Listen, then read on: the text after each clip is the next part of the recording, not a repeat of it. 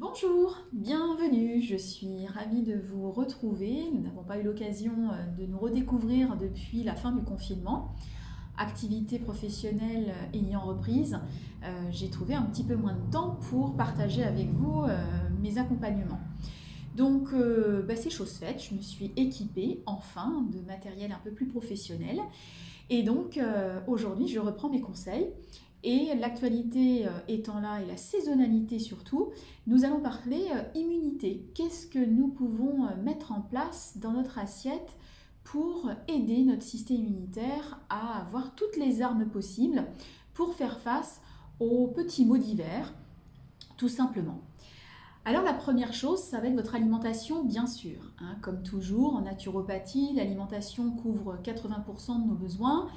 Donc ça va être de manger de saison, les fruits et légumes de saison. Et si vous avez observé ce qu'il y a dans les étals, eh bien vous allez retrouver des légumes qui sont colorés comme le orange, comme le vert, comme le rouge, etc. Donc de varier cette alimentation le plus possible et d'avoir dans votre assiette plusieurs couleurs. Pourquoi? Parce que ce sont des antioxydants et qui vont agir aussi sur ce qu'on appelle les radicaux libres.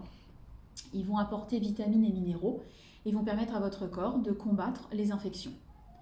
Ensuite, vous allez avoir bien sûr les protéines.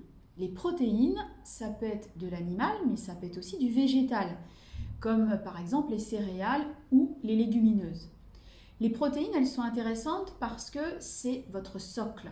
Grâce aux protéines, on fabrique des muscles, on fabrique de la peau, mais on va aussi stimuler notre système immunitaire.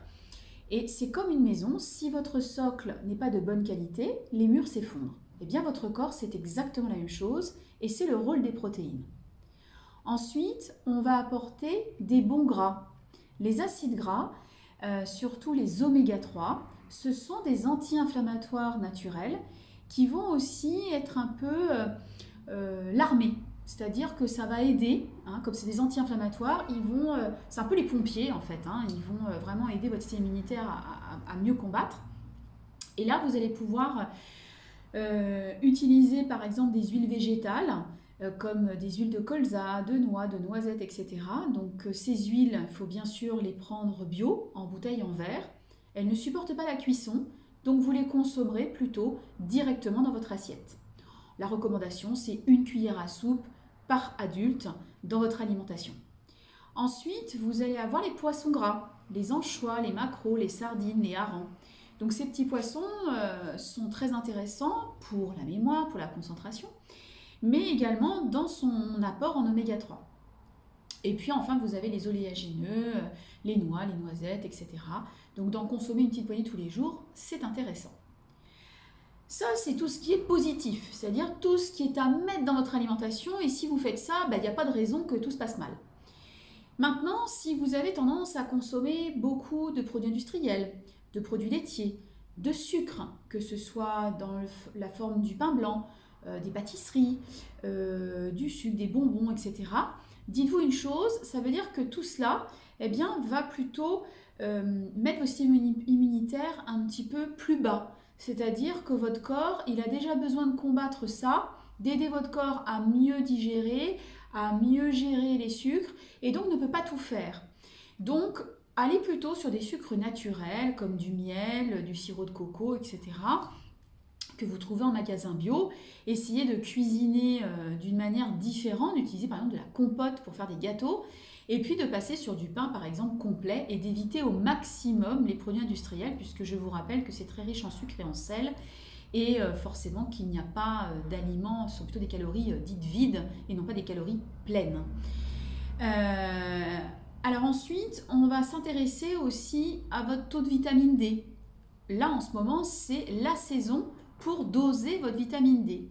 Donc proposez à votre médecin de vous faire doser votre vitamine D pour voir si l'ensoleillement de cet été a été profitable et si vous avez suffisamment absorbé votre vitamine D. Si vous avez un taux bas, votre médecin ou votre thérapeute sera à même de vous conseiller et d'adapter en fait la dose à votre besoin. Ensuite, vous avez également le magnésium. Le magnésium, c'est un oligoélément Et pourquoi? Parce que le stress, si vous voulez, va faire que vous allez augmenter vos apports en magnésium. Et donc, on sait aujourd'hui qu'un Français sur 3 manque de magnésium, hein, selon différentes études que vous pouvez retrouver sur Internet. Et donc, le fait de consommer du magnésium d'une manière régulière va vous permettre d'être mieux. Alors bien sûr, vous allez le trouver dans le chocolat, par exemple, mais également dans les oléagineux. Et enfin, donc ce fameux stress, si vous êtes sujet à un stress permanent, eh bien ce serait bien d'aller sur des techniques de relaxation comme le yoga, la méditation, la sophro, de faire du qigong, etc. Parce que trop de stress va également mettre votre système immunitaire en faiblesse. Et donc si vous êtes fatigué et que vous êtes soumis à beaucoup de stress, eh bien, vous serez plus vulnérable. Alors bien sûr, vous pouvez aussi faire appel à, par exemple, la phytothérapie. La phytothérapie est quelque chose de très intéressant que j'utilise très fréquemment au cabinet. Pensez par exemple à des plantes plutôt relaxantes comme la passiflore, la valériane, le tilleul, la verveine, etc. Donc ce sont des plantes que vous pouvez utiliser en tisane par exemple. Maintenant, faites attention, dans certaines plantes, il peut y avoir des contre-indications, donc n'essayez pas de faire un petit peu l'apprenti sorcier. Demandez toujours conseil soit à votre pharmacien ou au thérapeute qui vous suit. Ensuite, vous avez également les plantes dites adaptogènes, c'est-à-dire que ce sont des plantes qui sont très intéressantes parce qu'elles vont permettre à votre organisme de s'adapter à vos besoins. Là, vous pouvez retrouver par exemple la rhodiole que j'affectionne tout particulièrement, mais également l'éleutérocoque, ça peut être le schisandra, ça peut être le ginseng, etc. Il y en a plein. Donc n'hésitez pas à vous renseigner. Et puis enfin, vous avez des plantes plutôt pour l'immunité, comme l'échinacée qui est très connue. Vous avez également le sureau, vous avez le cyprès, le cassis, etc. Donc ça c'est pareil, hein, voyez auprès d'un thérapeute pour pouvoir vous accompagner du mieux possible.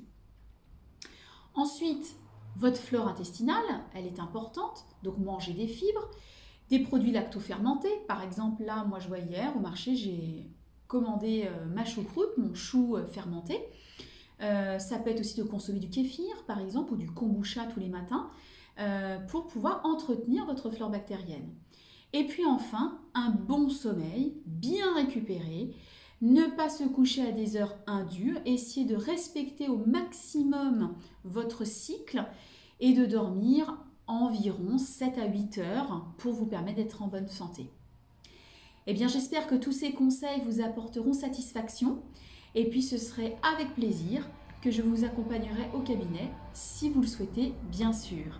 Je vous souhaite une bonne journée et à bientôt pour un nouvel épisode.